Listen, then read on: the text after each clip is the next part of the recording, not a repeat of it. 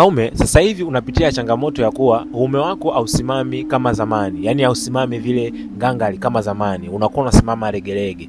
Na pia unaweza kaupo katika tendo la ndoa lakini haumalizii tendo la ndoa. Unaweza kaona umepiga bao la kwanza lakini unaendelea bao la pili, unaishia katikati, unashindwa kuendelea. Kutokana na nini?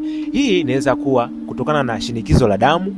Pia inaweza kuwa ni sababu ya kuwa homoni ya testosterone imeshuka, na pia inaweza kuwa ni sababu ya vyakula ambavyo vyenye sukari nyingi na pia mafuta mengi. Hufanya wanaume wengi sana kuwa wanapitia na changamoto hiyo, na sasa kutokana na nini? Vyakula vingi vimekuwa ni vya kisasa, na pia wanaume wengi wamekuwa wakipitia msongo wa mawazo. Sasa kama unapitia hiyo changamoto ya kuwa uume wako sasa hivi unasimama regelege au simami kama zamani na unapiga show ambayo haieleweki, ni vizuri kuweza kumuona mtaalamu wa afya ili aweze kukusaidia, na pia kufanya mazoezi ambayo yataweza kukusaidia na kujenga misuli ili kuweza kuwa vizuri ya uume.